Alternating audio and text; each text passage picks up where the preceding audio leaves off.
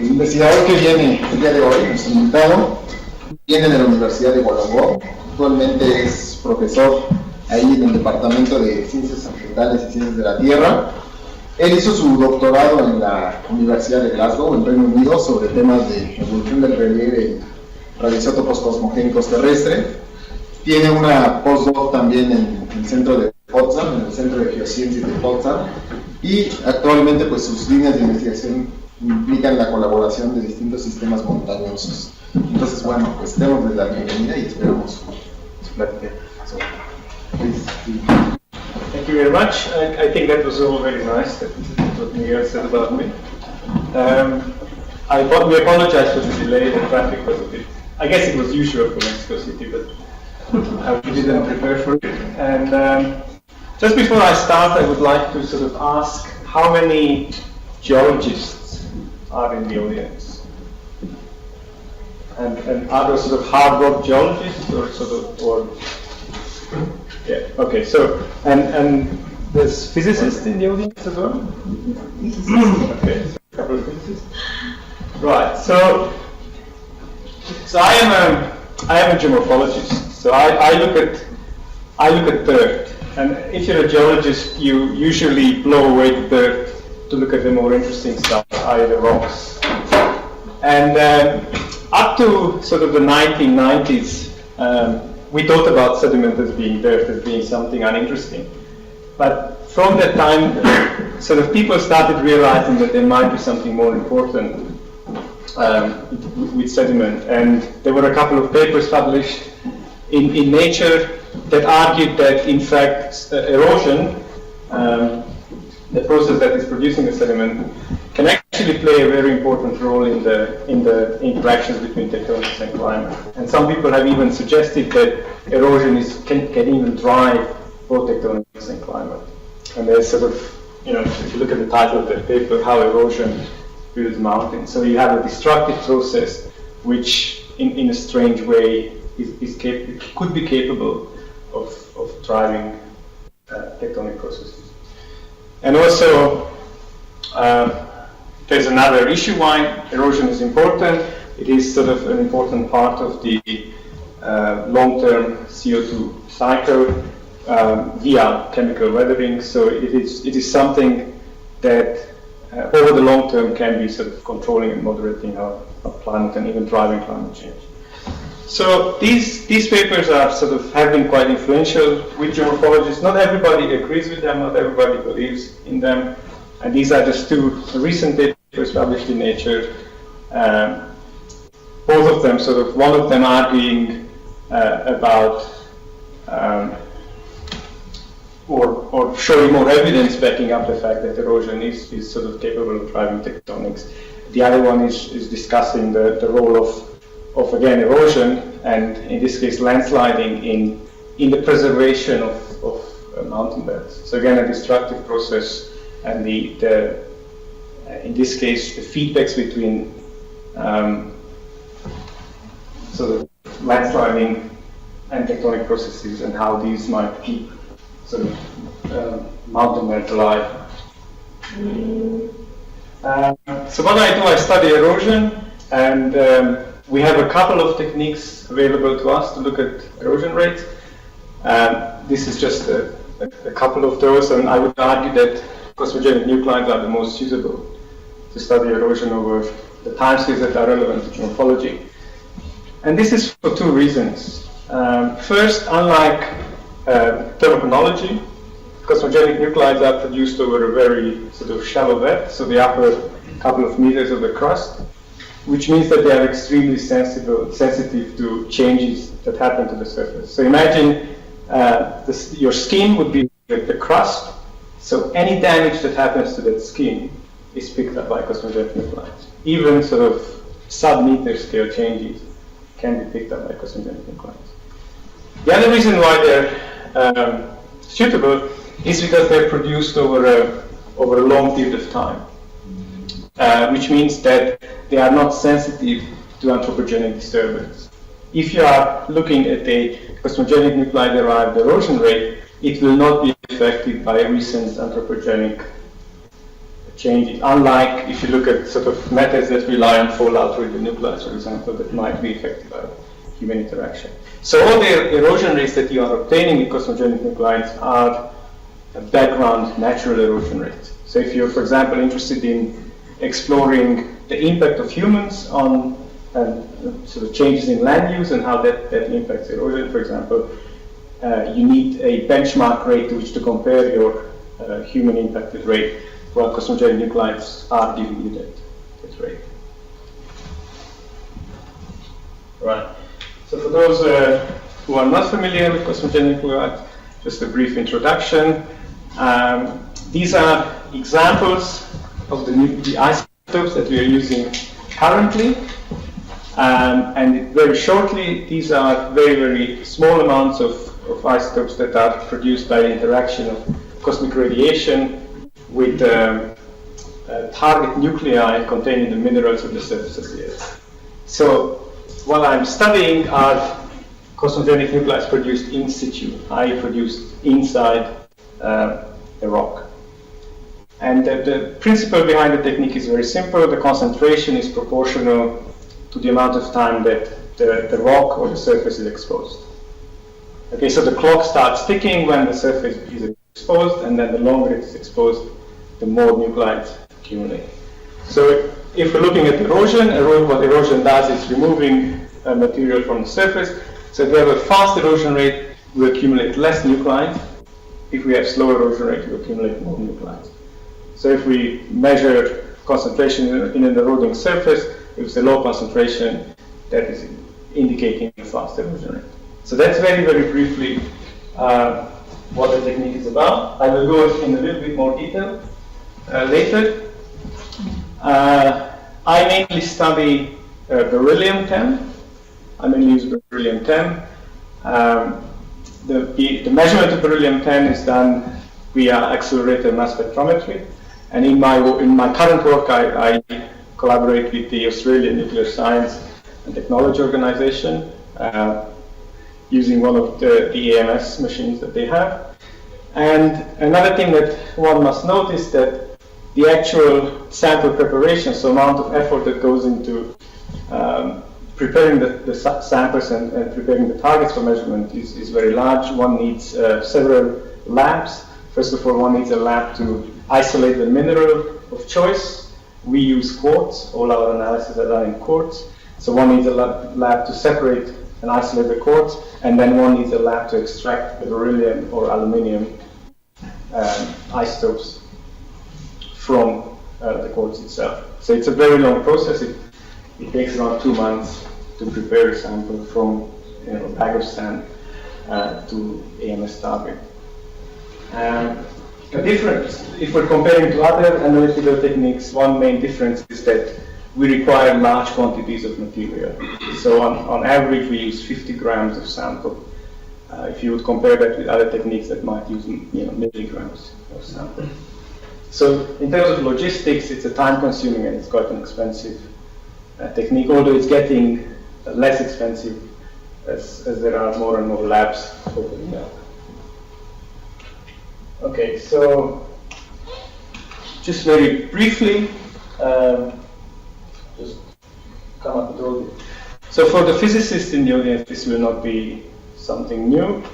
For the non-physicists, so these cosmogenic nuclides are produced by radiation coming from, well, very high energy cosmic radiation.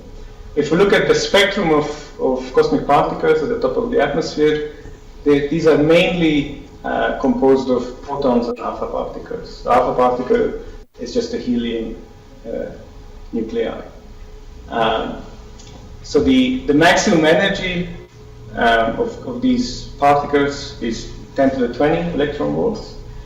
So if you want to know what that is, well, 10 to the 20 is the energy of a bowling ball if you would drop it on your foot.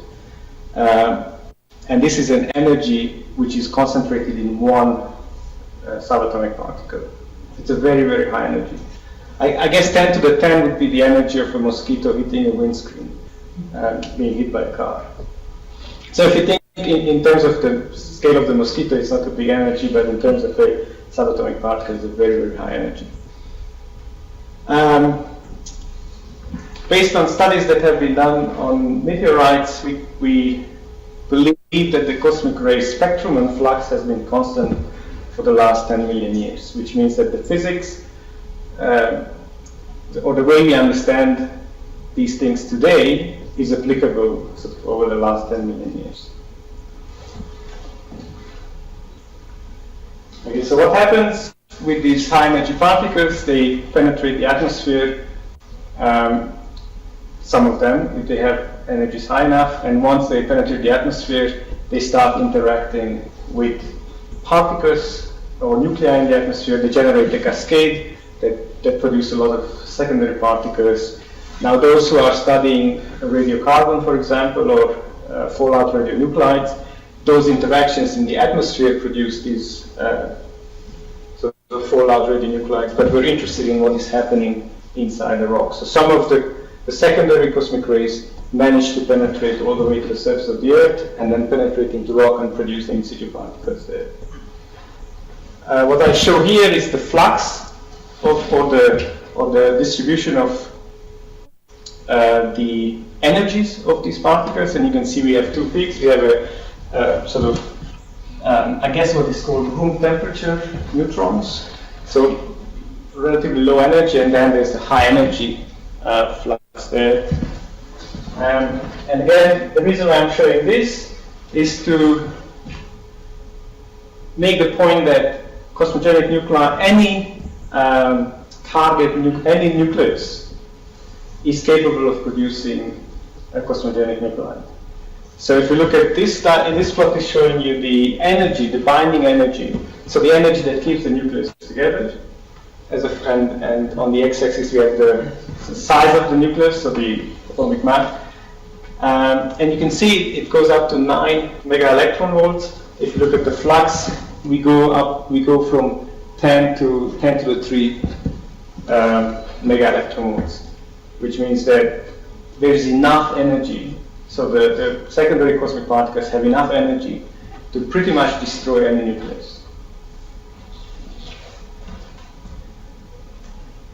All right, so there's a couple of things that we need to understand about how these nuclides are produced in able to know how to convert a measured concentration into either an age or an erosion rate. We need to understand the production rate of these nuclides. And the production rate depends on a couple of things. The most important is latitude, because these high energy particles are charged.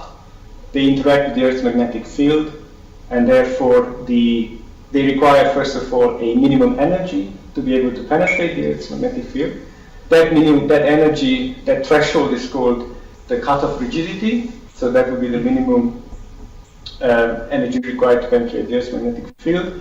And the interesting thing is that cutoff rigidity is decreasing as you move towards the poles. So at the equator, only higher energy particles can penetrate. However, as we move towards the poles, more and more particles, high energy cosmic rays, can penetrate, and therefore production rates are higher. So just in brief, the production rates of these nuclides will decrease from the poles towards the equator. Another thing that's very important is that also as the particles penetrate the atmosphere, they interact and therefore lose energy, and therefore production rates will be higher at high altitudes than at low altitudes. So at sea level, production rates are lower than at higher elevations. And this is simply due to the massive atmosphere that has to be crossed, has to be traversed to get to the surface. And the third important factor, and I'm not going to go into the equations, is again interaction with the surface. So once the particles reach the surface of the Earth, again the intensity of the cosmic rays decreases with depth, and it decreases roughly exponentially. And what you see here are different production pathways. So we have different cosmic rays, i.e. neutrons or muons that are producing these cosmic ray nuclides, and their they attenuate differently with depth. But when we combine them together, it's a roughly exponential decrease with depth. So that's an important. So the three important things are: one, the higher the latitude, the higher the production rate; the higher the altitude, the higher the production rate, and production rate decreases exponentially with depth. And we can exploit all these properties in different ways when applying the technique. And by the way, if there's any questions, please feel free to stop me, and I can answer. If I'm talking too slowly or too quickly, or my accent is difficult to understand, just raise your hand and I'll try to change.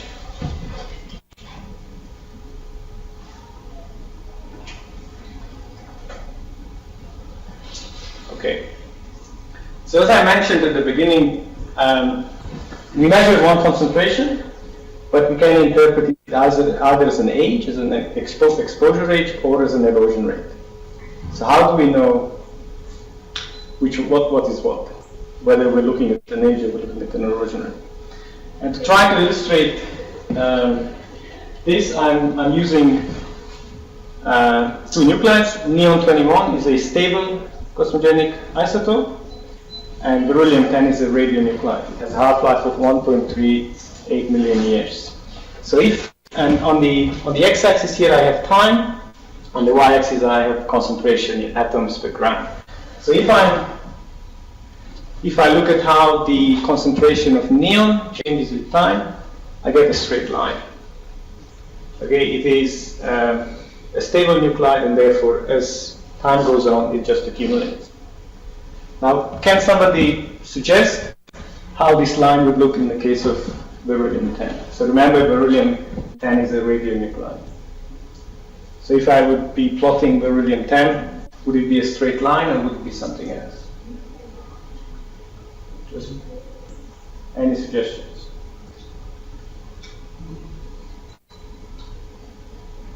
Maybe you just take a guess. Exponential. Okay. It looks like that. So that's because we're accumulating with time, but at a certain point, the radioactive decay balances out accumulation, and therefore we reach a plateau. We reach a point where concentration does not change with time anymore. So if you're looking at these systems as chronometers measuring age, we can measure an exposure rate while we're on a straight line. When we reach saturation, the clock starts. So this sort of limits beryllium. It would limit it at maybe 5 million years. So we cannot get ages older than 5 million years. With neon, theoretically, we can go much further back in time. Now, if we have erosion, what do you think happens if we have erosion in the case of neon? So erosion removes nuclides. How would this line look if we introduce erosion? Starts to look like the other one? Yes. So again, this is an example for 10 meters per million year, and if we introduce that for beryllium, that's how it looks. So again, when we're reaching this part, that's when we start measuring the erosion rate. If we are on this part of the line, we are measuring a mixture of exposure rate and erosion rate. And this is what people in the literature call reaching steady state, reaching cosmogenic steady state. You need to be at this point to be able to measure erosion rate with your cosmogenic nuclides, i.e. the system has to be with that erosion rate for a time long enough for your isotope of choice to have reached your steady state, so that you reach this plateau. And you can see with beryllium, with an isotope which is decaying as well, you're reaching your steady state much faster. So that means that if you're taking the shorter your half-life, the more sensitive your system is to change, because you need less time to be able to use your clock. Okay, so for example, if we have an even faster erosion rate, we are reaching it even much faster.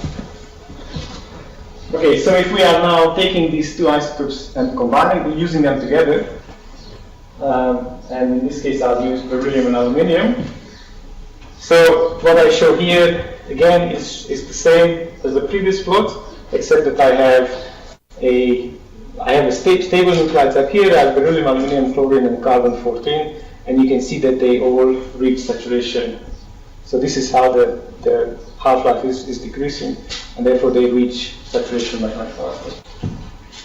So if we're combining the two, so if we're taking, for example, in this case, aluminium and beryllium, as we're moving up this line, we are plotting on this red curve, and when we reach this point, the clock has stopped. We cannot measure it anymore. If we introduce erosion in the equation, we're just shifting this line backwards. So that's the 1 meter per million year case, and then this would be the 10, 100, 1,000, and so on. So if we're connecting up those saturation endpoints, the blue line is where your sample should plot if you're measuring an erosion rate. So if you take a sample, you know nothing about the context.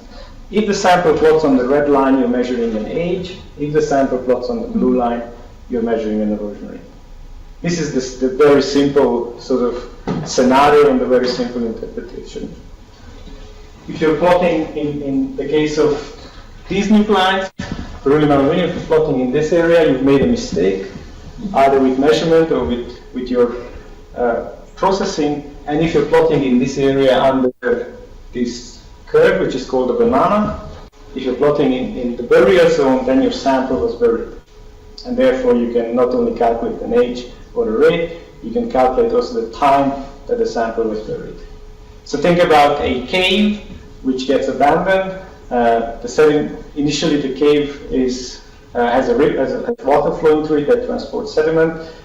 Due to incision or some other processes, the cave gets abandoned, the sediment gets abandoned, and therefore the clock stops, isotopes start decaying, and you're moving into this burial zone. So if that burial is long enough for aluminium, beryllium, meaning 500,000 years, you can start measuring for how long that sediment was abandoned. And this has been used quite successfully to look at incision in caves, or even look at trying to date archaeological remains, so human remains, very old human remains. So this is sort of in a nutshell the reasoning behind age and rate and how we try to separate. Obviously, a lot depends on the interpretation in the field. When you look at if you're picking up a bag of sand from a river, that will not give you an age. That obviously gives you an erosion rate. If you're looking at an exposed bedrock outcrop, there's a question whether you're looking at an age or a rate. In that case, doing two isotopes and looking at the banana might be quite useful. Okay. Any questions so far? What does it mean to measure an age just by get a point just in the intersection between the two curves? Just here. Uh-huh. So the reason why you have this shift is because at very high erosion rates, neogenic production becomes important. Mm-hmm. And that's the simple reason. There's absolutely no other meaning of what is up there. Obviously, if you are plotting here, then you're in trouble in terms of you're unlucky in terms of trying to differentiate. Yeah, right. The problem, however, is that when you are actually doing the measurement, the uncertainty on the measurement will be quite large. So very often, your uncertainty would be this big. You're plotting here or here, it's sometimes quite difficult to distinguish whether you are on the red line or on the blue line. Mm-hmm. So that's something that we're working on, getting the uncertainties low. And when you talk about age, you talk about age of exposure? Yes, yes. So the clock starts when, imagine that you have a glacier covering a valley, carving out a valley. Mm-hmm. The rock that is under the glacier has never been exposed. Mm-hmm. It's something that the ice has brought to the surface. When the ice retreats, that surface gets exposed, and that's when the clock starts. Mm-hmm. Now, if you're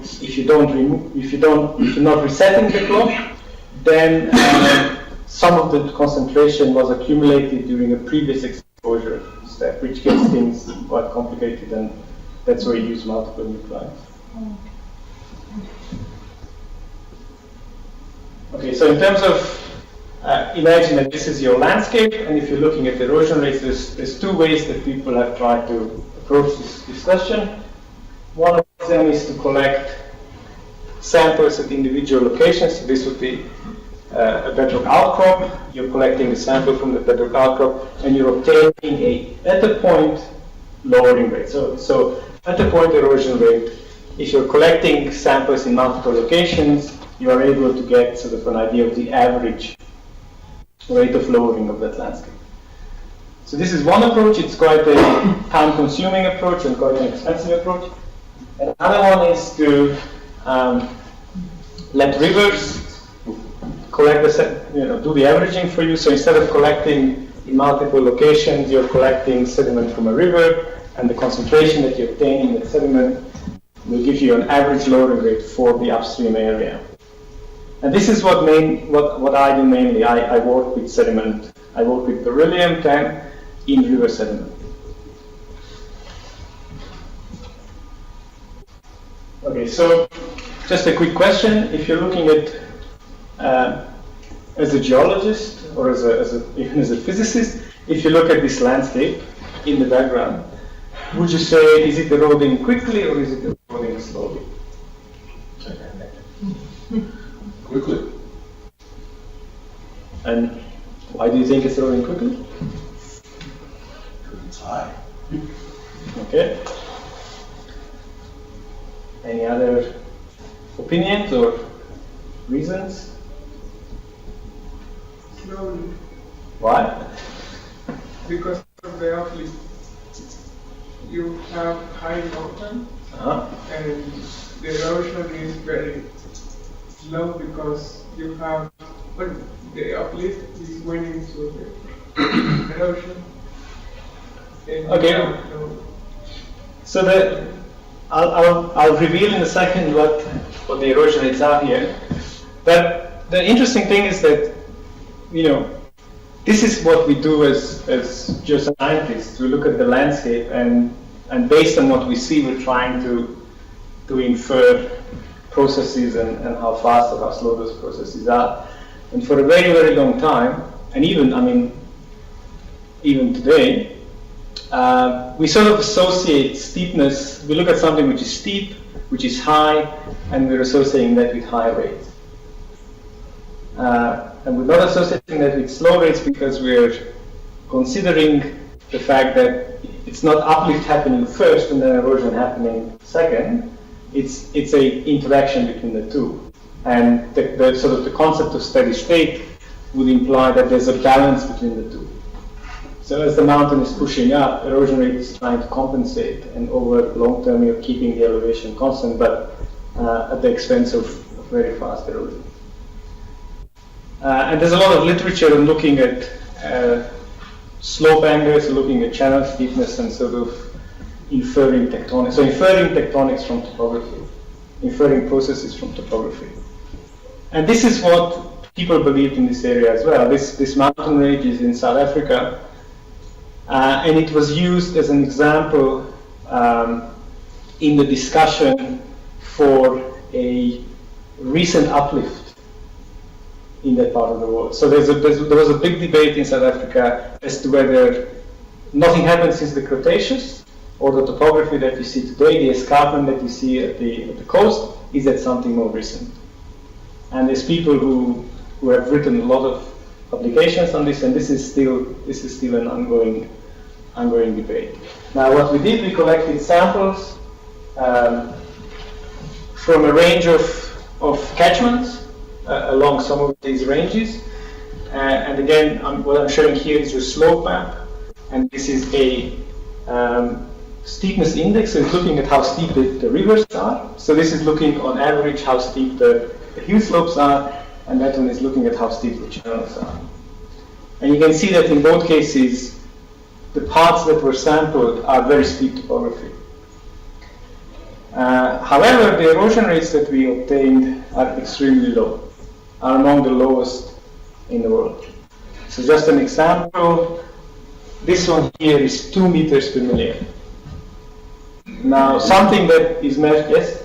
But what about the weakening process? Sorry?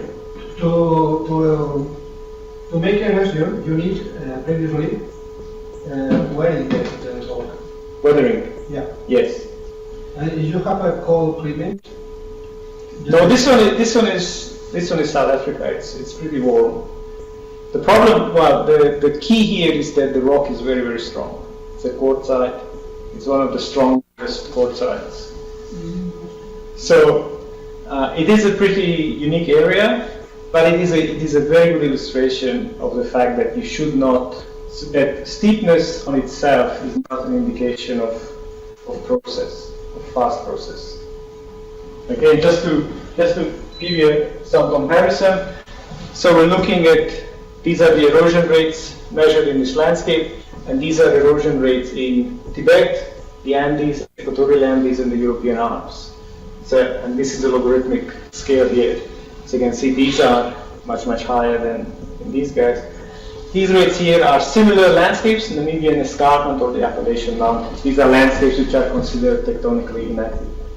So in terms of rates, we are similar to these guys here, but somewhat lower.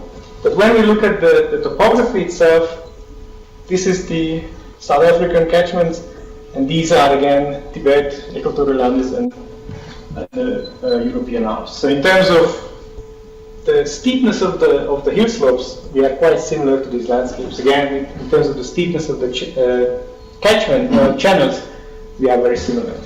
When we're plotting this data as compared to the sort of a global compilation of data, this is where they plot. So this is catchment slope. This is the inundation rate here. You can see the range of rates. So they go up to 6,000 millimeters per kiloyear, and what we measure here are 2 millimeters per kiloyear. So it's several orders of magnitude different. And yet, in terms of steepness, we're spanning, a similar range of those catchments up there. So the reason I'm showing this is to illustrate the fact that the way we look at processes maybe needs to be sort of reconsidered. Just looking at shape on itself is not an indication of process. We really need rates. We need to quantify erosion rates to be able to say whether something is happening quickly or slowly. We have to be really careful when inferring tectonic processes from topography alone. And I'll show you another interesting example. So this is an example where you get unexpected results. And I'll show you another example.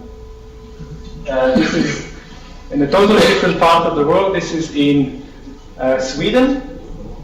And what happens in Sweden is the whole landscape was covered by ice. In fact, all this part of the landscape was underwater, was below sea level, and it's uplifting very, very quickly. So once the ice retreated, due to isostatic rebound, the landscape is uplifting very quickly. In fact, the uplift rates are, in some parts of Sweden, are higher than the Himalayas.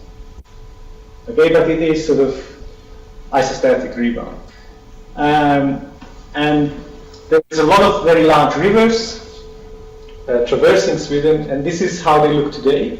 And you might think, this is nothing impressive. But when you look at how they looked before the Swedes built dams, that's how the rivers look. So these are really, really powerful rivers. A lot of water, a lot of discharge, powerful rivers. So what we wanted to see in this landscape is how quickly rivers respond to this uplift, i.e. How quickly they produce nick points and how quickly these nick points propagate upstream. And our initial sort of idea was that, well, things must happen extremely quickly here. There's a lot of water, and therefore, again, the conventional wisdom would tell us that things are happening very, very quickly. So what we did, we visited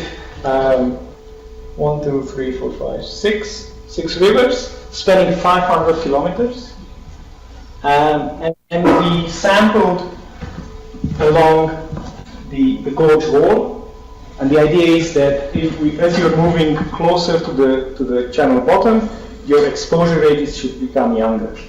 Because as you're incising, as you're cutting, you're exposing fresh rock, and the difference in the ages as you go down along the walls should tell you something about the rate of incision. Okay? And this is just one example. So this would be the cross section of the actual valley, and then this is the little gorge, inner gorge here. And if we look at this particular example, we have 60 meters, so it's quite a big gorge. It's not a trivial gorge. In this particular case, we have 5 samples collected along the gorge wall. This portion here is the portion that was underwater before the dam was built. And if you look at the ages, these ages are in kiloyear, so 10,000 years, and they're quite similar. In fact, they overlap within uncertainty, and they're not showing any younging. They're not showing any younging from you would assume that this is the oldest, and it gets young as you go down, and it should be actually 0 down here, or down here where the river is. And in fact, it's not. It's very similar years. If we look at all the other rivers, we get the same picture. So there's 2 things here. One, the age doesn't change with that. So no incision has happened. No incision has happened over the last 10,000 years. Nothing happened to these rivers in the last 10,000 years. And what's even more interesting is that when we look at the glaciation age, so the age when the ice retreated from this area, the ages that we obtain overlap, most of them, with the deglaciation age. So this is suggesting that these rivers emerged as they are today from under the ice. Okay, nothing happened since the glaciation. Again, totally contrary to sort of conventional wisdom. There's a lot of literature arguing that a lot of the V-shaped inner gorges in, for example, the Swiss Alps, are all the result of post-glacial incision. So when you look at you have a U-shaped valley, and then inside in the U-shaped valley you have a V-shaped valley. Always the assumption is that the V-shaped valley was cut after the glacier retreated. So in the last 10,000 years you had a phenomenal amount of incision. What we show here is that, at least in this particular landscape, that is not the case. What about the sediment in the rivers? I mean, because sediment play an important role for carving. Yes. And what about in this setting? Are there a lot of sediment Well, in the rivers? that is the key. There's a lot of water, as well as the sediment. A lot of the sediment is trapped in sort of over-deepened areas in the channels. So it's a starvation in some parts. Yes. Sediment. So then the conventional wisdom would be, if it's steep and if it has a lot of water, it must be eroding very, very quickly. So this is the stream power sort of concept in geomorphology, that you could take erosion, and that's a function of slope and catchment area being a proxy for discharge. This is essentially the equations that are the basis of all the landscape evolution models that are being used today. And these are 2 examples which are totally contradictory to those to this sort of 3 stream power idea. Okay. So what we did recently is to look at how many data points, how much data people have published on erosion rate in sediment. And you can see that over the last 20 years, there are only around 2,000 data points. So again, this is quite an expensive and time-consuming method. You can usually get the paper using 10 data points. Okay, both of these examples that I showed before were published in sort of quite high-impact journals. All of them had 10 data points, not more. In fact, we made this joke that we'll only publish papers with 10 data points. But the idea is that over the last 20 years, there's only 2,000 data points. And this is where they are. And you can see there's a high concentration in the US, there's a high concentration in the Swiss Alps, there's a high concentration in the Himalayas, and there's almost no data. Whereas this is very recent, this is all 2013-14, so there's some data along the Andes here, but large parts of the planet do not have any data. Okay, so what's very important is, first of all, we don't have any data from the really flat parts of the planet. Although these occupy, if you look at this plot, they occupy 90% of the Earth's surface. So all of our data that exists on the inundation rates is coming from steep parts of the planet. We don't really know how those light blue planets are eroding. Now, another problem is that we don't have any data from areas which are eroding supposedly really quickly. So if you look at mountain ranges in Japan, if you look at sort of Southeast Asia, if you look at New Zealand, these are areas where there's a lot of uplift happening. So also the climate is, well, in this case it's very humid, so you should have a lot of chemical weathering, you have a lot of uplift, and therefore erosion rates should be very high. So when we're looking out at our global data, we're really missing what I think are key parts of the planet. We're missing the extremes, the really flat, and then the really sort of steep parts. So when I came up with the title of this talk, Beyond Steady State, I would argue that, well, there's two areas where we have a gap in our understanding. One of them is we don't really understand how the source of the sediment, the erosion engine, is working. We're missing key data from parts of this erosion engine which are supposedly operating at the fastest rate. And second, we don't really understand how big rivers work. We don't really understand what happens to the sediment and how these big rivers transfer the sediment. And for the remainder of this talk, I will focus on the erosion engine. So my work to date, or my recent work, is, so I've moved, previously I've studied, as you've seen, South Africa, Scandinavia, all what people would consider tectonically dead landscapes. Now I move to sort of the other extreme, the tectonically really active landscapes, and trying to tackle the big challenges in these areas in terms of interpreting cosmogenic nuclide data. And things will get a little bit complicated, hopefully not too complicated and too boring. But there's always something beautiful in complication and noise. And before I move on, there's another thing that I want to illustrate. I mentioned at the beginning that cosmogenic nuclides are not sensitive to anthropogenic disturbance. And this is just an example of that. So what you see in the black line here is the erosion record for Europe for the last 1,000 years. So this is reconstructed from a range of sources, and you can see this is what happened after deforestation as a result of the Industrial Revolution. There was a big flood in 1342. That's what it did in terms of the inundation rate. What you see in the red line is what a model predicts what the cosmogenic nuclide would show. Okay, so you see you have all this variation.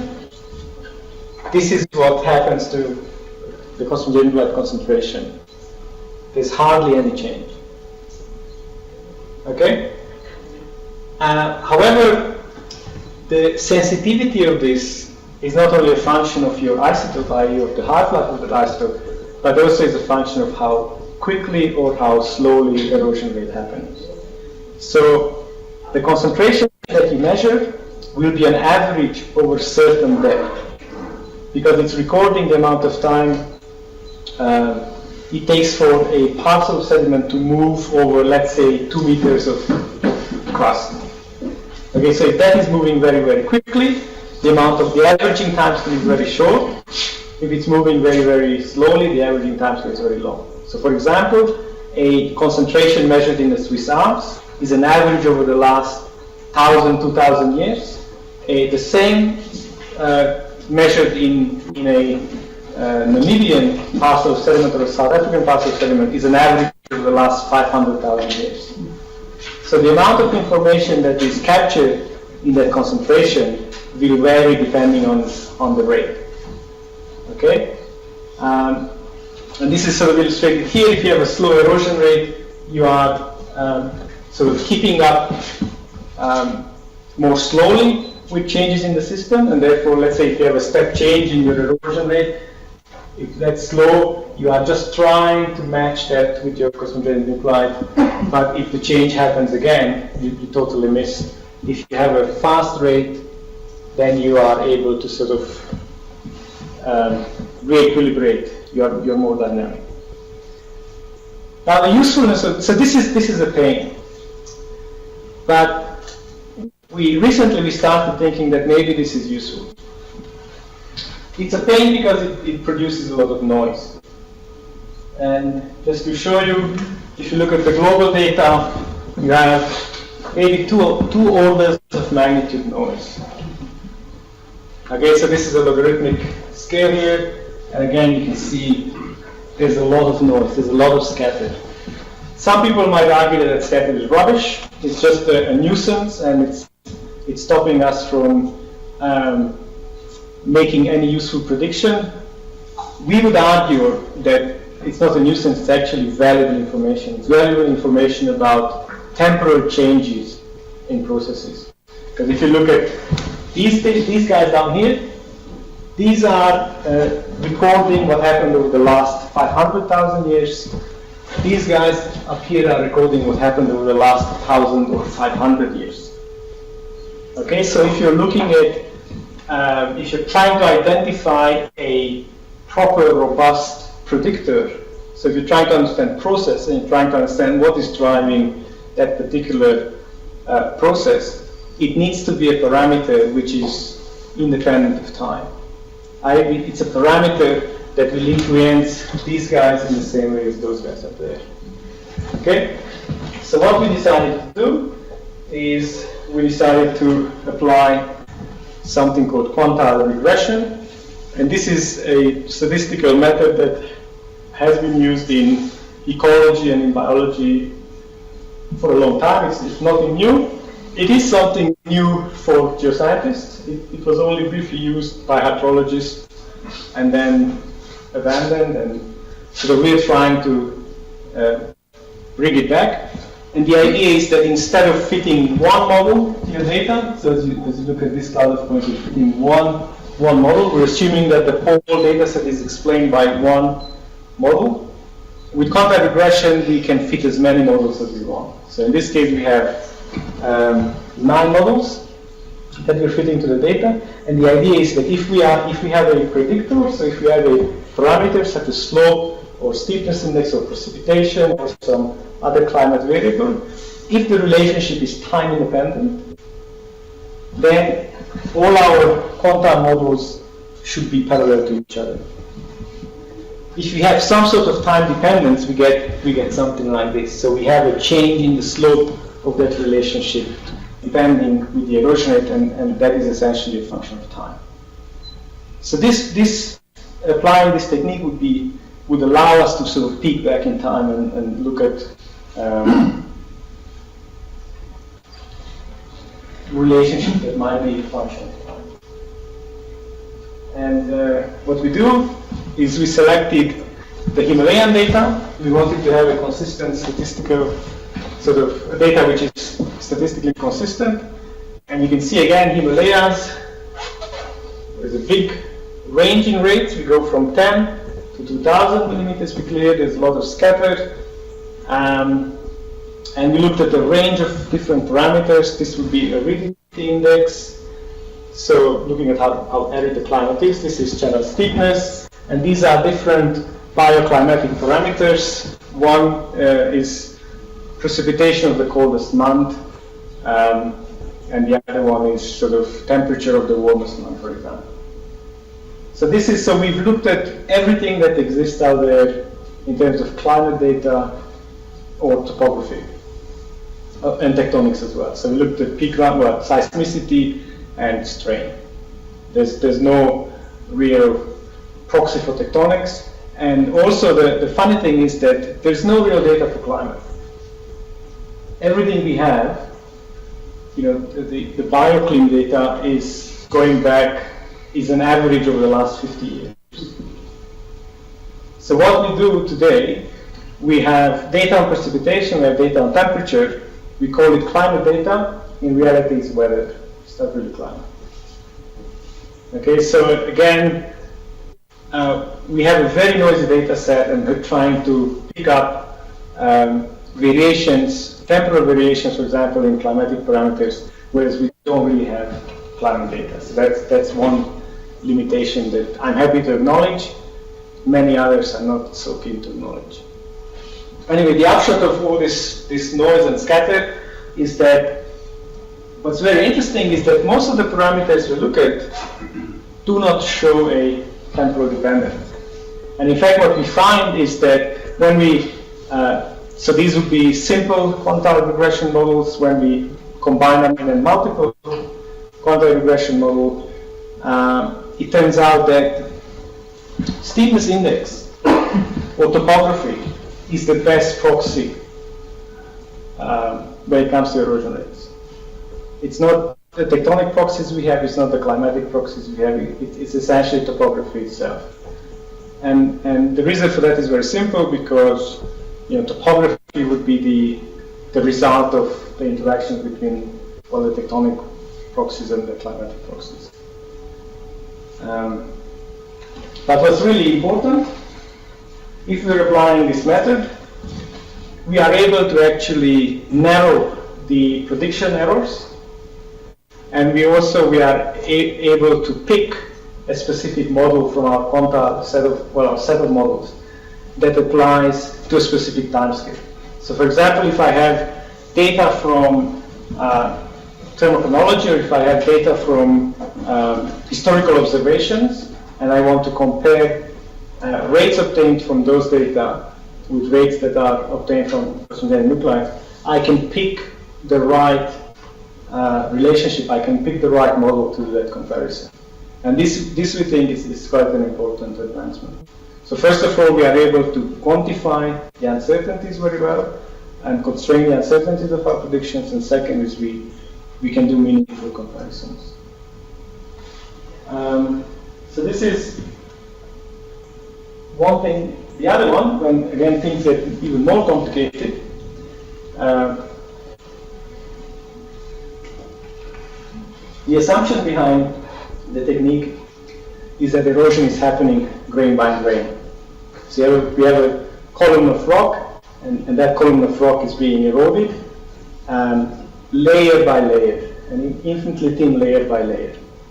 And that's when our mathematics works in converting our concentration to an erosion rate. If you look at this landscape, this is the Nara prefecture in Japan. This is what happened after one typhoon. There is 1, 2, 3, 4, 5, and many more deep sea landslides. So this is what happened in one night. Now, if you look at this landscape, this here is one catchment, is one first order catchment. So the whole landscape, the whole catchment is just obliterated in one night. Okay, that is removing a lot of deep sediment. That sediment was not exposed before. It's diluting our sediment in the river, and therefore nature does not do the averaging anymore. Okay, and this is the reason why we do not have data from the highly eroding extreme of the world, because people have been afraid of confronting this mess and being afraid that the data that they obtain will not be interpretable. So the assumptions for converting concentrations to an erosion rate does not work here, and therefore you might think that the concentration you get will be meaningless. So I decided, well, why not go there and just tackle the situation straight on, and rather than sampling, people have come up with different strategies. I sampled very big catchments. Why not just sample the small ones and see what happens? And So this is so just to give you an illustration, if we go to a tectonically inactive area, this is an example in Namibia. If you look at the erosion rates that we get from a certain landscape, the spread in those erosion rates is very low. So these are catchments that drain the escarpment, and these are catchments that drain the plateau. These are catchments that drain the escarpment. You can see that there's a relatively small spread in your rates. If you take two catchments which are the same in terms of topography, you will get similar erosion rates. We can look at other tectonically quiescent landscapes, we get the same result. Now if we move to tectonically active landscapes, it's a different picture. We get much bigger spread in the data.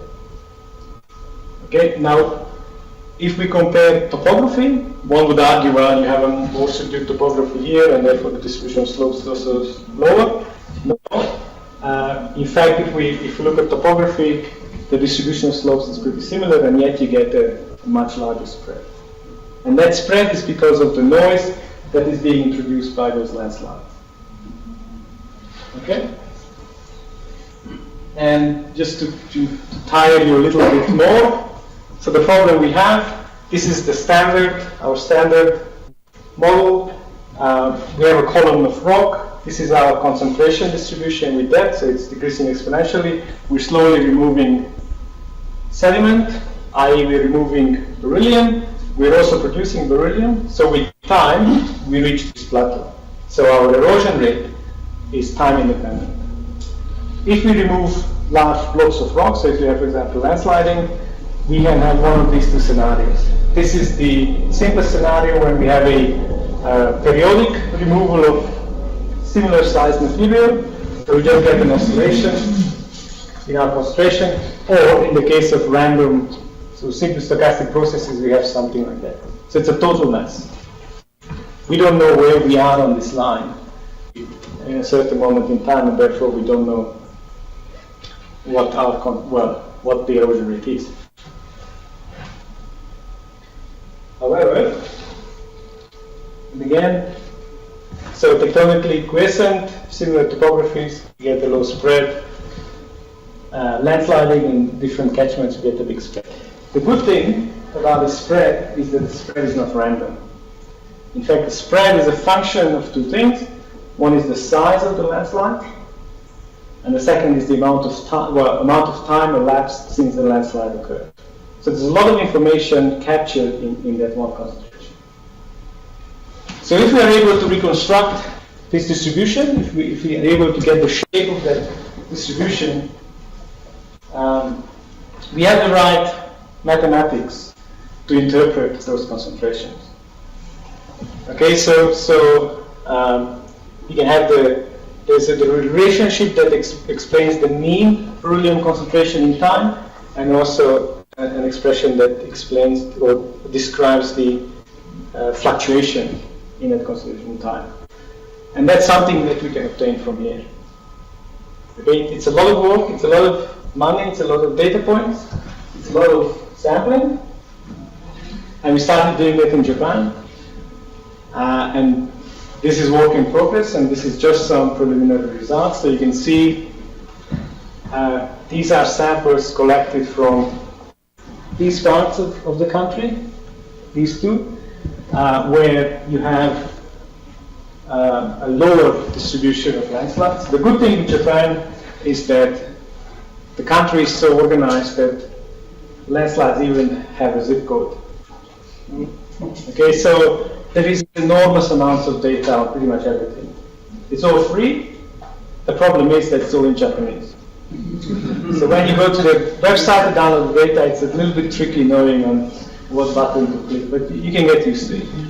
So anyway, the idea is that this is data. So what you see here is fraction of landslide affected terrain. So that's kind of coming from the map. Again, we have basin slope, we have basin relief. And again, to illustrate the point that I made earlier, in landscapes which have a low fraction of landslide affected terrain, we have low rates, first of all, and what's very important, we have a low spread in our erosion rates. So all of these catchments are similar. They have been picked carefully to be identical in terms of size, shape, everything. Okay, so they should all give you similar erosion rates. So if you look at these guys, there's a relatively small spread in rates. If you go to the Japanese Alps, where we have a high density of landslides, we get the substantial noise. Okay. At this time, I can't say more about this, given that we only have on this plot, for example, 19 catchments. We need around 150. So we're slowly working and processing the samples. But that's very interesting. Again, if we plot the Japanese data, so it's a bit difficult to see, but the gray circles are the global data. If we plot the Japanese data, although it's coming from a sort of quite an extreme environment, the rates are not plotting at the top.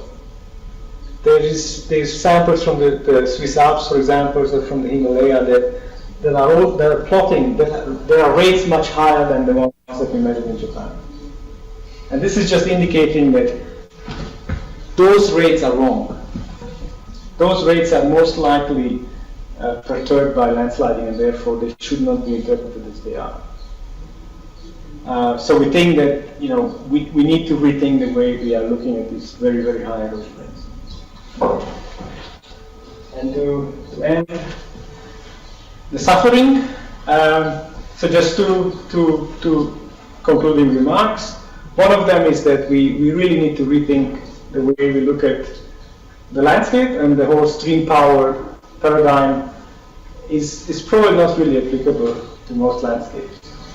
And we need to acknowledge the role of sediment more and the role of sediment availability. And this is something that people have started acknowledging recently, but it's not yet sort of mainstream. And the other one is we really need to understand episodic processes. And we have so far avoided these with cosmogenic life because of the fact that they violate all the assumptions behind the technique. And thank you very much.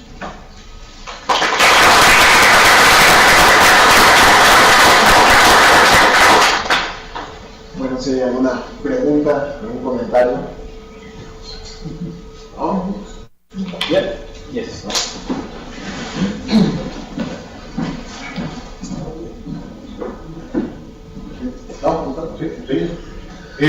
What's the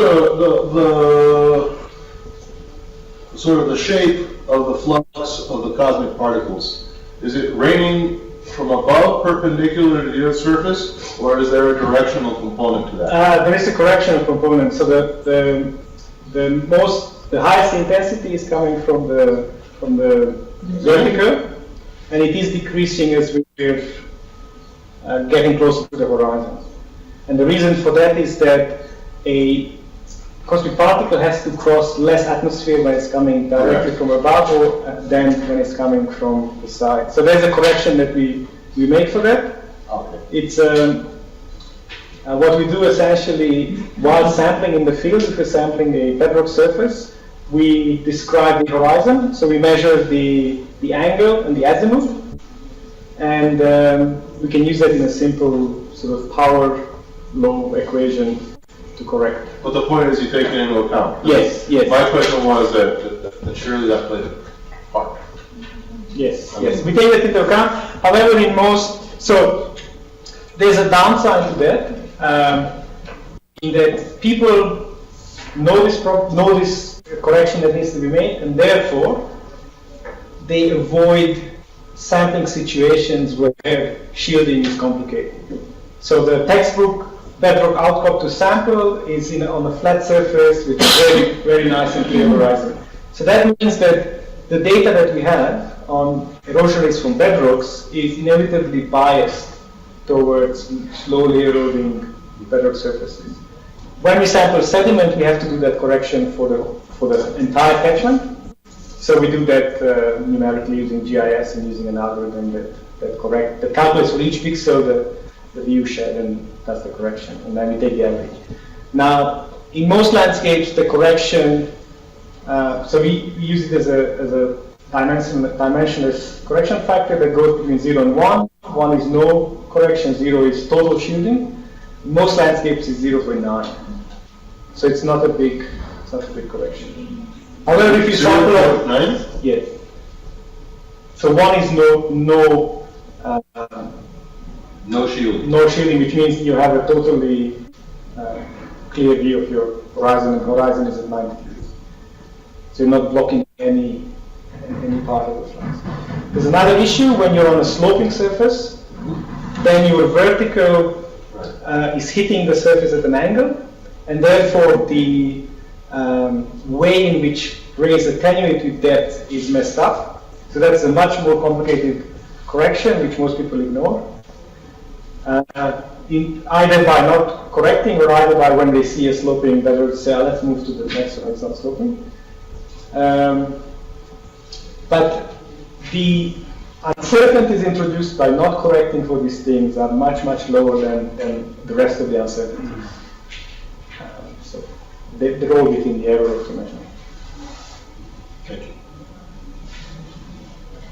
Yeah, please. I would like to go back to the original question about the feedback between uplifts related to tectonics and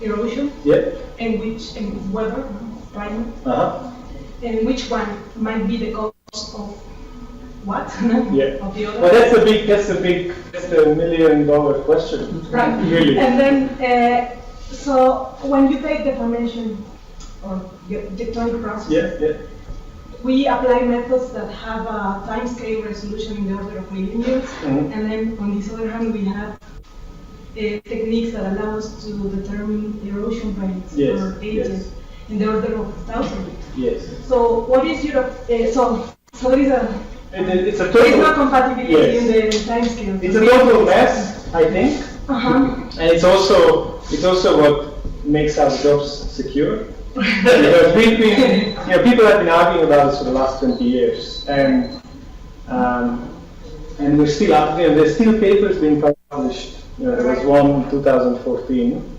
published where they looked at thermochron data and tried to take a global database of thermochron, and again there you have this issue that if the rate is high, your averaging time scale is 2 million years, but if your rate is low, your averaging time, you're going back to Cretaceous or something, so they try to use some inversion technique to work out whether there has been any change.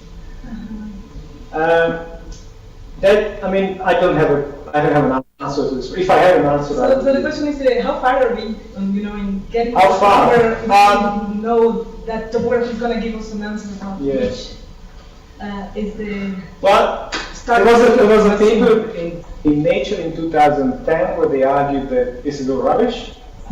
The debate is finished. There's no chicken and egg.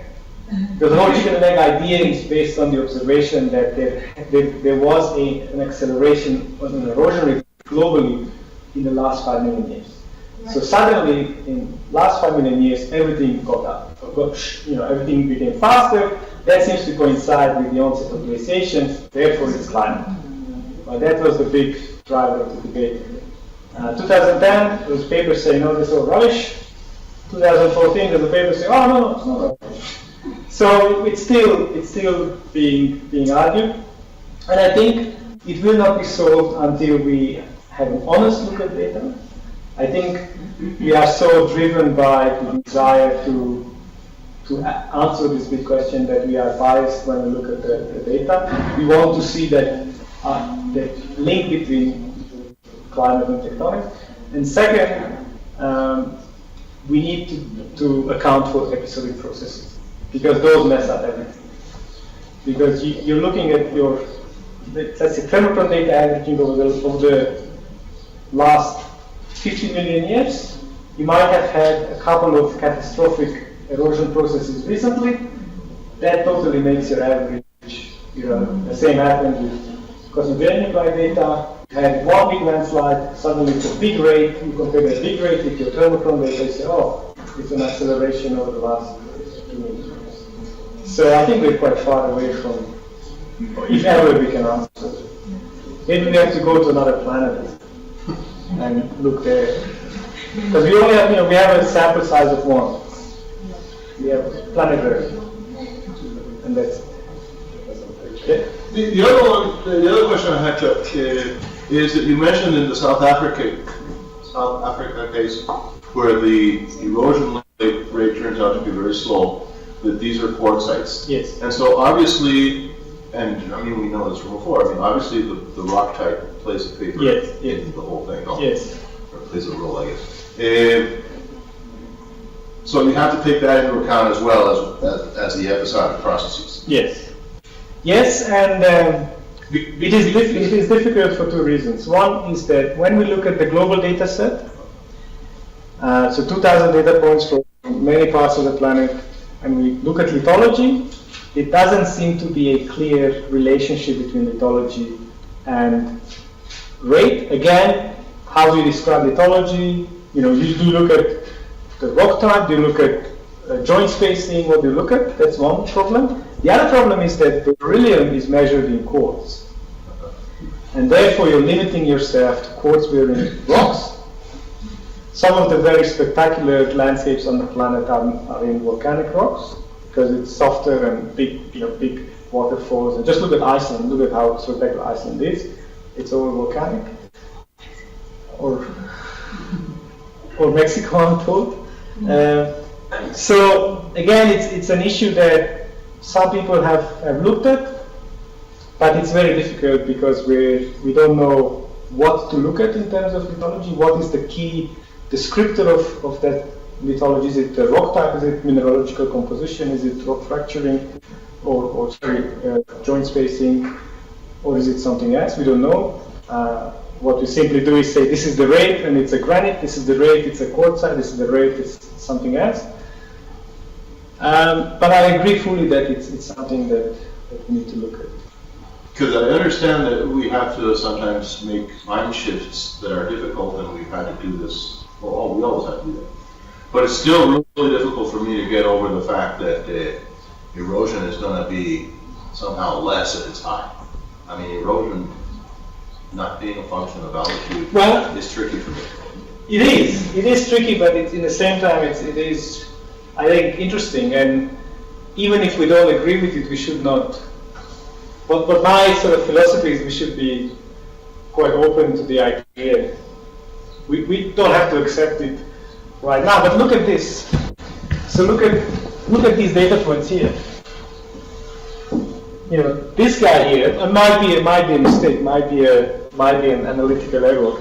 Bear in mind that these data points, the beryllium system is very robust, very well constrained. So I have a lot of faith in those concentrations. I might not have a lot of faith in how those concentrations are interpreted, but what I did with all this data, I've taken all these publications, I've removed all the data tables, and I've recalculated all the erosion rates. I went back to raw AMS results, and I recalculated everything in the same method so that everything is consistent and comparable.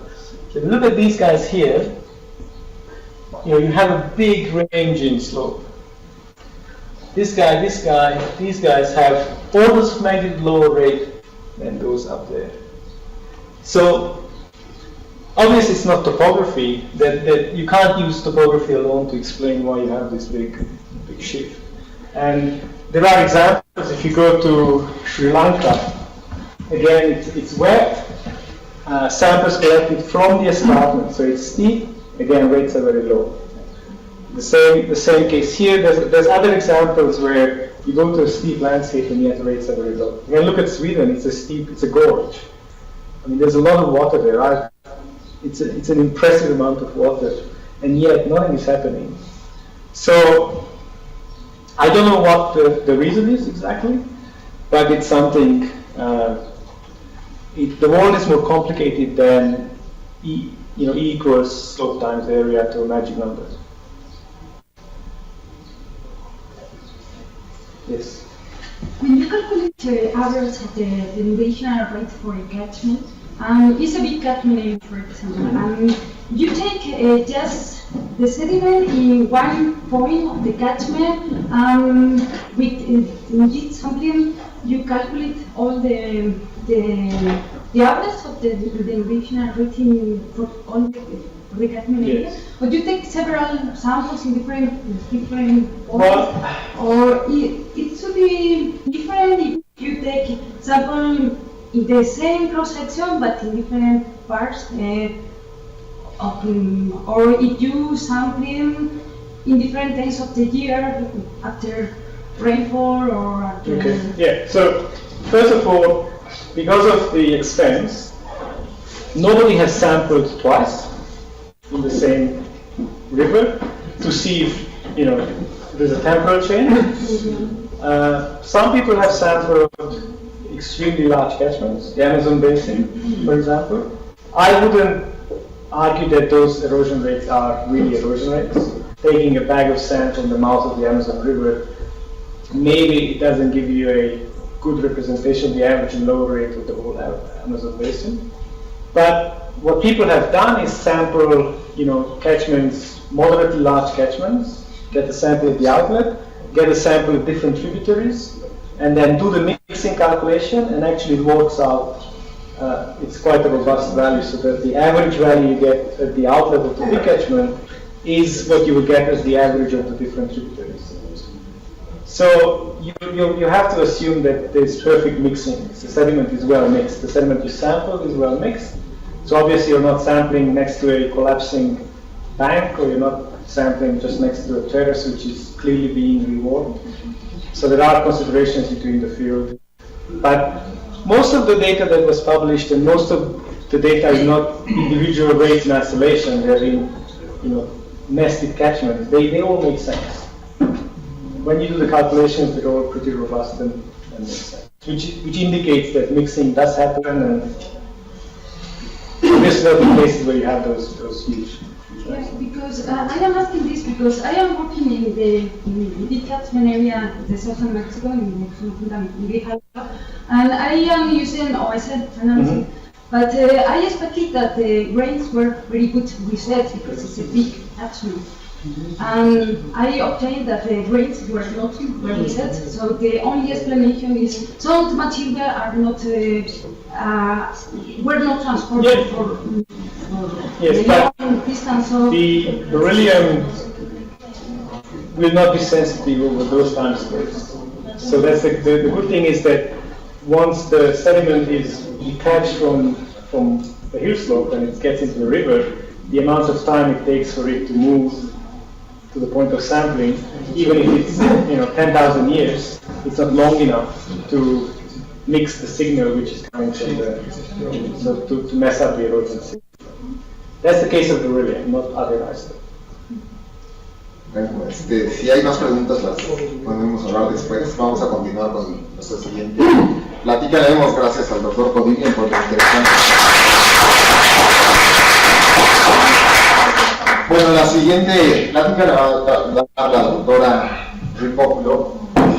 Ella es de Hungría, hizo su doctorado en la Universidad de Glasgow, en Reino Unido. Trabajó una técnica novedosa que es la producción en cuarzos de carbono 14, utilizando los métodos in situ. Después hizo una postdoc en la Universidad de Colón con Tibor Dunay y actualmente está desarrollando en la Universidad de Wollongong pues esta nueva línea para extracción de carbono para producción digamos, para medidas in situ. Entonces, pues, Rena, your head to go. Yes, thank you. So, my talk is concerned with in-situ cosmogenic carbon-14, which is opposite to radiocarbon, because the in-situ cosmogenic carbon-14 is produced in rock, in situ, and the radiocarbon is found in living organisms and is produced in the atmosphere. It gets incorporated in the living organisms. So while the radiocarbon is quantified by radiogenic nuclear decay, the in-situ cosmogenic carbon-14 exposure dating is based on the assumption that the atoms are accumulating through time.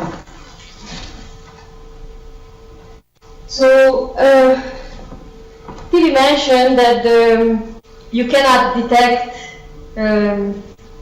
changes, anthropological changes with cosmogenic isotopes. However, there is one unique isotope, is the carbon-14, which has a short half-life. So the beryllium has 1.3 million years of half-life, aluminium has 700,000 years of half-life, and in contrast, carbon-14 has 5,730 years of half-life. So that means that, for example, in a low erosion setting, beryllium, so this is the time since the erosion happened, and this is the erosion rate. So the beryllium is very slow to react to this erosion, while C14 is very fast. So this is the key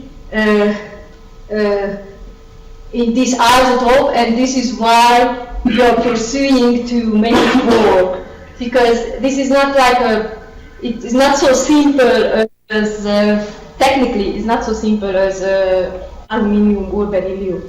It has its challenges. So, exploiting this short half-life, you can come up with newer application than existed before. So it's not so traditional. So during my PhD, I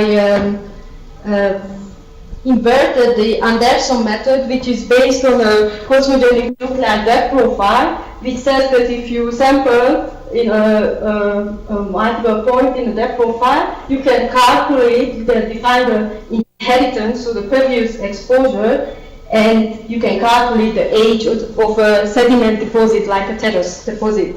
So during my PhD, we said that how about if we would know the age of the deposit? Can we tell something about the change of the shape of the depth profile? Can we see any change in the shape which could infer, could suggest erosional events?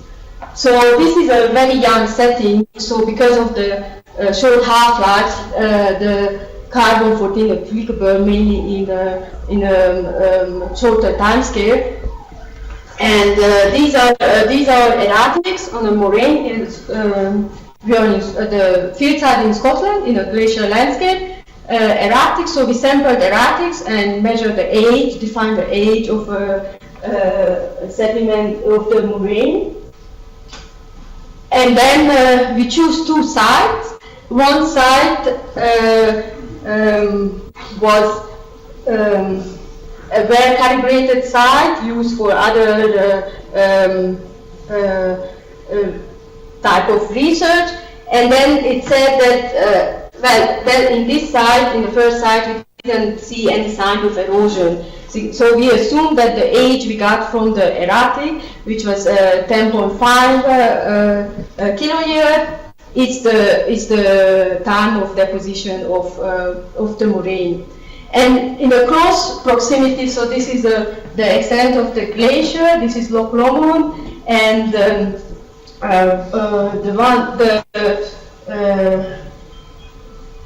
the undisturbed side was here, and very close was the disturbed side, where we could see that there is a break in the slope, so the sediment must have been removed.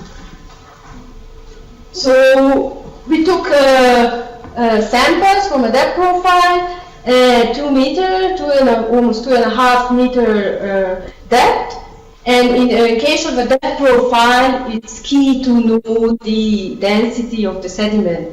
So we come up with a new technique to measure the density of the sediment, because moraine has a different variety of grain size, like big boulders, mud, and silt. So it's really hard to use get a real good number with the old technique when you put only a tube in. So we use terrestrial laser scanner, and we scan the surface before sampling and after sampling. So by calculating the difference and weighing the sediment, we could get quite precise and neat density value. So the density is critical to calculate because this exponential curve depends on the density of the material. As the nuclides pass through the atmosphere, they lose the energy. This is true also in the Earth's surface as they go through the sediment, and if the sediment is denser, then they lose the energy faster. So in this case, this is the first scenario, the undisturbed, and this is the disturbed scenario. So the black line here is the profile. How should it look like if the age of the surface is correct? So all the plots in the depth profile should plot on the line. The grayish area is the 10% uncertainty. So these are the beryllium concentrations in different grain size, and this is the in situ carbon-14. You can see that they plot on the theoretical profile on the backline in this case, but not in this case. So there is a departure from the expected age.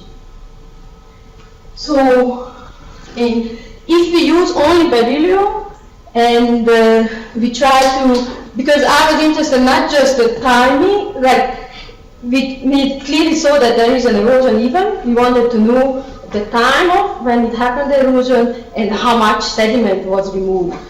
This is critical because we don't have any data going back like few hundred years, because we don't have a technique to measure like erosion, soil erosion on a couple of thousand years of time scale.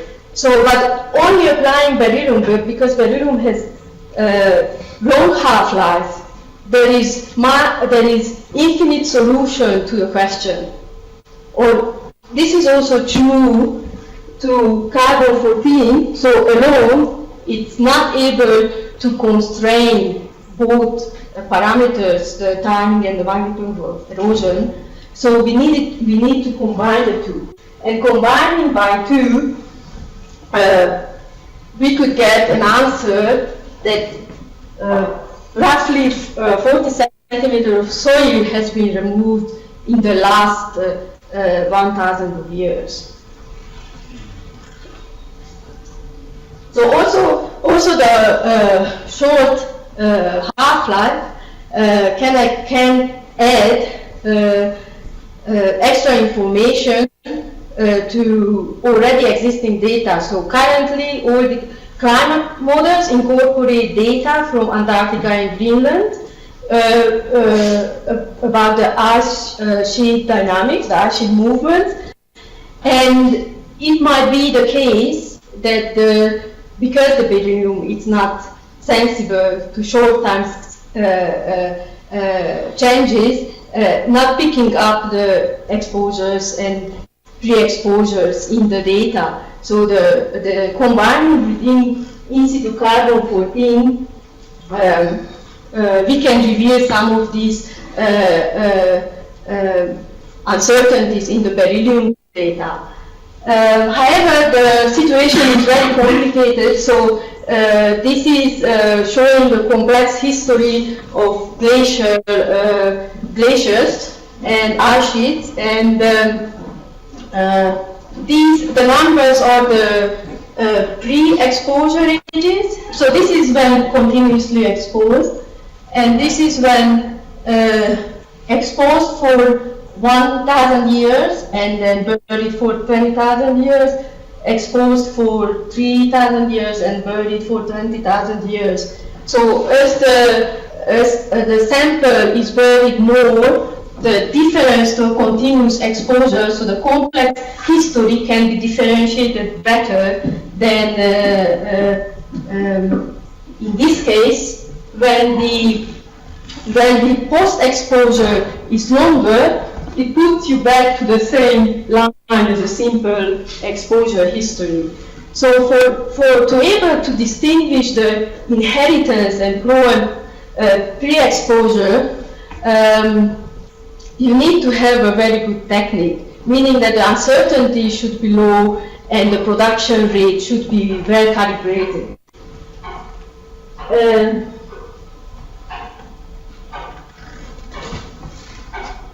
So yeah, I will speak about the technique a bit later. So this is the question which is kind of related to Esperanza question. So in unbranching rivers, in big river system, the situation is a bit more complicated. And in this case, we have three isotopes here. This is a model scenario by Wittmann et al. And they say that with beryllium and aluminium, so basically these two lines, they are not substantially different in terms of concentration. That can tell you something about processes happening between the source and sink. So only carbon-14 is sensitive enough or can give you a difference in concentration, then you can infer about the processes happening in big river system. So in situ carbon-14 is different from radiocarbon, but it uses lots of knowledge from radiocarbon. And the main thing is that what is radiocarbon, it is our enemy. So everything which is dated as radiocarbon, that's a contamination to us, because that's an organic component, it's not an inorganic component. So we need to, basically, the first step of our process is to remove this radiocarbon signal, and we do that by heating, depending which lab you are working from, using 500 or 700 degrees. Then to squeeze out this signal, which is very, very tiny from your quartz, clean quartz, you can go 2 ways at least. So combust your sample in presence of oxygen, or using the flux, so reduce the melting point of the quartz, because the quartz melts at 1500 degrees, or just heat up without oxygen. So there are multiple ways. I've tried the combustion with flux, and also now we're using heating to a high temperature.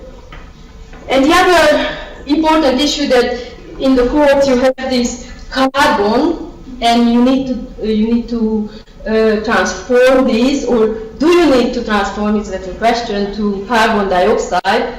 Do you have enough oxygen in your matrix, or you need to add more oxygen to convert it? Otherwise, you cannot measure it if it's not converted to a gas form.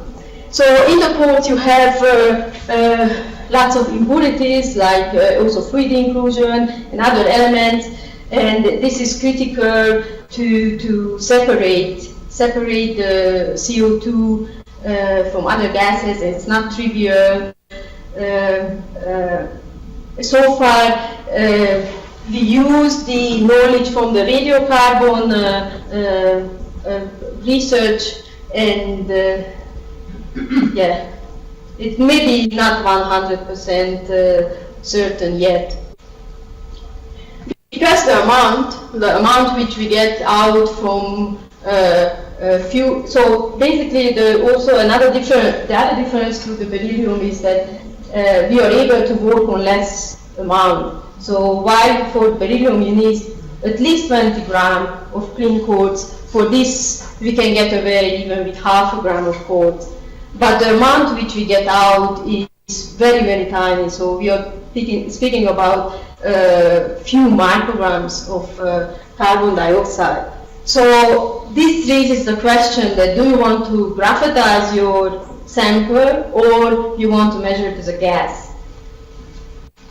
Because every step in the process adds some contamination to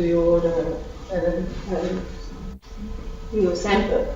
So as I mentioned, I tried combustion. So this was the original the method, which was based on a Lifton built in Arizona, and it's a combustion system using a flux, a metabolite, so which reduces the melting point of the quartz, so it requires less heating.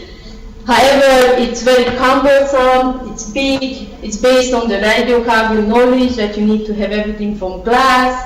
It takes time, 3 days for one sample to process. And at the end, you graphitize your sample. So during my postdoc, we said, we take it apart, we change it dramatically. So now, instead of having one monostrom line, we have 3 separate units, and it's mainly metal, most of it's metal. And so the removal of the radiocarbon signal happening in a different line, by heating to 500 degrees. And we're using a fused silica tube for sample, and we seal this sample in vacuum, then heat it up to 650 for 2 hours. Then, so this enough to release the carbon from the lattice. Then we crack this tube and then clean the gas to a very clean, ultra clean vacuum line, and the most critical part is to measure the amount of CO2, because that's the key to calculate the concentrations. So that's just this is the cleaning line, and this is the oven that we use to heat up the sample. And this is different in terms like the whole approach idea, so like the flux idea, the melting of the quartz, we don't melt, we don't fuse, we just transform the phase of the quartz, so this allows to the carbon to escape. So this is only just an extra day of one of our samples to show that the phase transformation happens. So we use the same standard, like the Icelandic double spiral is the same as in the radiocarbon blank standard, and we can prove that putting through the whole system, we don't add too much atom. But this is a carbonate sample, so it's not as representative as having a quartz. So that's why we used an artificial quartz. And by using we use different mass, and these are the atom numbers. So basically, our blank is roughly 15,000 atoms, in contrary to the previous system where our blank was 200,000 atoms. So the Arizona-based system has a high blank. And if you have a high blank, you are limited what application you can do. And we step one step further, and we said that synthetic quartz, okay, all the natural quartz are different, so we use a natural quartz, but saturated quartz, which means that the decay and the production is equal. So basically, on Tibi's line is the plateau, which she showed this curve and the plateau.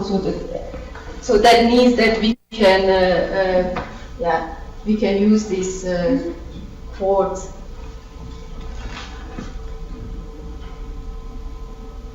Yeah, and it shows we have some weight dependence, which is new because of the high blank. So far, nobody could detect this change in the change with the mass, but now we need to think about to explain this in terms of what's happening with the quartz or inside the quartz. Where does it come, this extra carbon? So as I mentioned, you need to think about it that if you graphitize it, I did graphitize during my PhD, so I calculated that I had roughly 50,000 atoms with graphitization, or measured it as gas. So the problem with measuring with gas, there's very few places to measure, and very few places to measure reliably. But the good thing about it that you don't add atoms, and because the 14 to 12 ratio in quartz is much higher than in the organic material, you get a good precision to signal to background ratio. So you get the high is the background to signal ratio. So the measurement itself much faster. It takes 3 minutes to measure as a gas target, and you don't add atom. However, it's very expensive and it's very limited where you can do it. So some of our standards, so there is a worldwide intercomparison project which distributes samples. So one of them is Cronus A, saturated sample, and the dashed line is the average of carbon-14 concentration, and our data is the red dots. Also, we see a little bit of difference of the grain size. However, the number of the samples are very few, so it's very early to say something. But it's also a very new thing because of the blanks. You weren't able to make such a or see such a difference in the different in the data.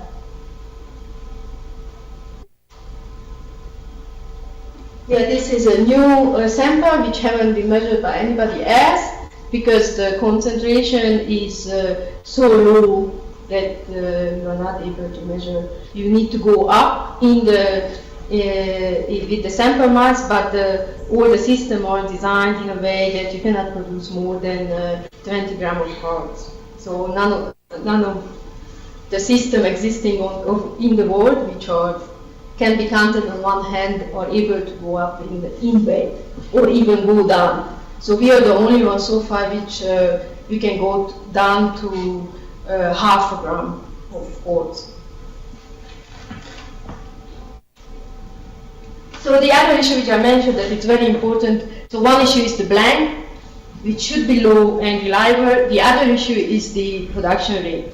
So because that was the limiting factor, or is a limiting factor to tease out from the data the pre-exposure and post-exposure. So what we did is we used the same sample, the saturated sample from Namibia, which was dated with other isotopes, neon and beryllium, and then we calculated sea level high latitude production rate with a good precision. And this is more people are trying to work on this production rate, which might reduce the uncertainty, because currently is minimum 10% is coming from the production rate uncertainty. So 10% of the uncertainty is coming from the production rate. So if we solve these two issues, then we can apply to answer the questions like Esperanza, because we kind of know, or very close to know, what's happening in the mountains. We think that we know what's happening in the oceans, in the sinks from the depth from the cores, but very few information exists between. So what's happening with the sediment? It's get stored, remobilized, or is the signal transport? Because it thought that the signal which is here is transformed is here, buried here, and when you take a call, you just read out the information what happened in the whole system. However, the question is that is this information destroyed throughout the way or not? So currently we are participating in a research mainly led by PhD students who work in this area. So this is Central Australia, a huge unbranching river, inactive. The question is what's happening with the sediment. How fast they move, where is it the sediment? There is not a lot of sediment in the landscape. How fast has been removed, where is stored.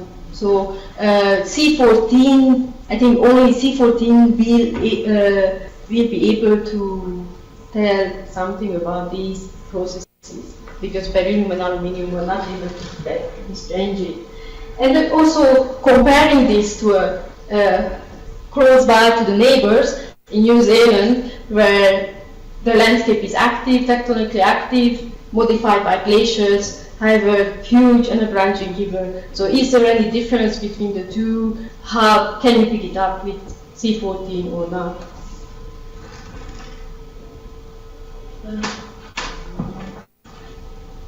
Yeah, I don't know. Should I should I bore you more? They have classroom here in just a couple minutes. So okay, so yeah. So I skip. Yeah. Sorry. So they have class here. Yeah. In 5 minutes or Less. less? Okay. Okay. So there are clever applications which basically the C14 opens a new way, a way to new applications. So once the system is reliable, producing low blanks, and we manage to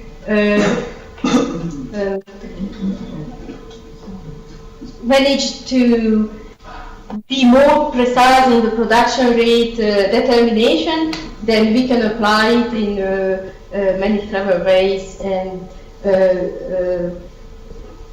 see the processes which happening maybe on millennial time scale and not on millennial time scale, not on the long time scale. So I think that's it.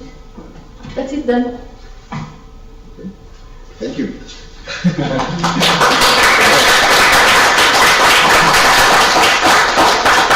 Yo creo que las preguntas las vamos a hacer aquí afuera. Va a haber café y galletas para que estén interesados.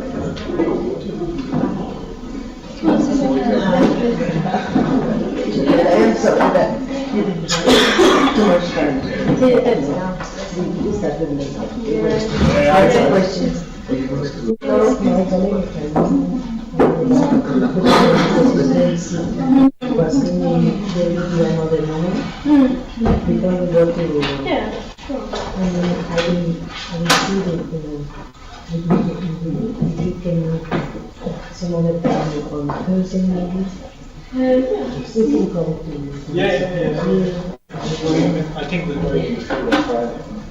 No, Sunday. 14th is Sunday. I don't know what day is today. The next No, Por aquí, Tengo clase ahora, ya me mudé. ¿Vas a tomar o vas a Voy a entrar, ya doy clase. ¿O no das clases? Ya doy clase. Y me dan a las amigas. Ay, no me digas nada, chiquita vencida. Ah, no, no me la Javier no te dijo. Yo quiero que me des la clase, pero es el 7 de mañana. No te vas a ir a ver. No sé, es pata demasiado. Esto mismo le dije ya, Javier, dile a Corina, no se me vaya a ir de clase. Eso ni sé, oye, ¿no? Te doy el carbono 14 o algo más, Esa es esa, dentro de bueno, de que son los isótopos numéricos, cómo se forman, bueno. yo qué cosas es la demencia y después carbono 14. Bueno. Y la segunda ya es sí, esto como esto no. No. Yo la Tú eres la maestra. Bueno, con Jesús que se fue. Jesús es el profesor de febrero y yo la maestra. Ajá, ya entraste como técnico, a ver, cuéntame, ya me contó pajarito que no me acuerdo quién fue, que ya entraste. No, fíjate que no. Pues sí fue Pela, es que hace mucho que no veo. ¿Te dijo que me dijo? Sí. Ah, o bueno, no sé. Pela. Técnico académico asociado, del laboratorio de gases nobles.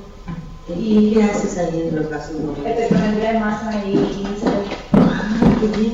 Y bueno, quiero recuperar mi equipo de jornada para ver si mi antiguo jefe lo dona, lo necesita. Todavía no. Que quiere, que no quiere, que bueno. Ya no trabaja, ya no está operando la